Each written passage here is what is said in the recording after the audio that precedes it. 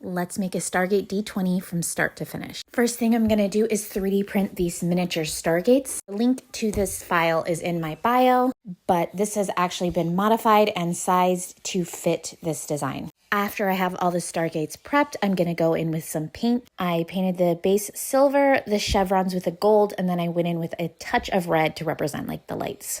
For the orb, I'm going to be using these 30mm ornaments that split in half. I drilled a hole into one side and then I'm using some UV resin to secure the two halves together. Now I can attach the orb to the Stargate. I want to make sure the hole is in the back and it's been sized properly so that the orb fits through the middle of the Stargate, but the seam is below the Stargate.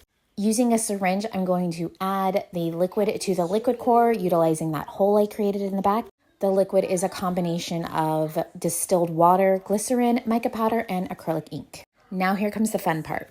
This is the first pour of 3. All of these pieces work together to create the final product. So this smaller piece fits into a mold of a half d20, and then the liquid core orb we just created sits on top of that. As you can see, the seam is right at the top of that mold, which will be the center of the d20. So this is the second pour to connect these pieces all together. I am pouring some resin that has been colored black with some pigment paste to make it nice and opaque. And then I'm going to very carefully add the orb to the top. After it's in place, I'm going to use a syringe to kind of top it off and fill it the rest of the way very carefully. After 24 hours, we have our insert ready to go. Here's the secret to getting crystal clear casts.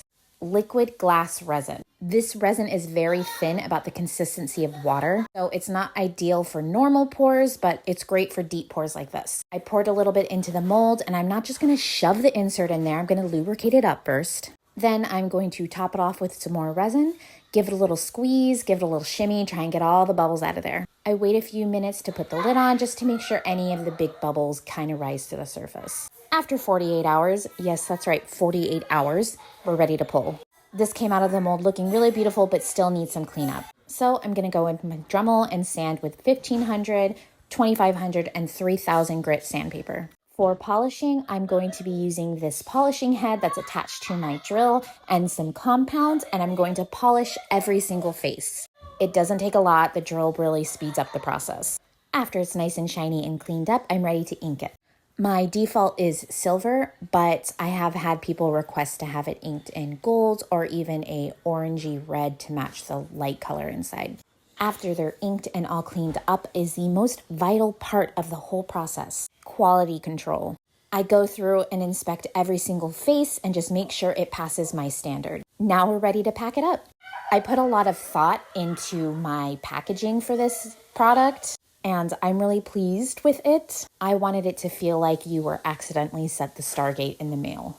This is always available as a made-to-order option on my website, but I have some good news for those who have been waiting. I'm going to be lowering the price on September 1st to make it more affordable for you to get your hands on. You don't want to miss it.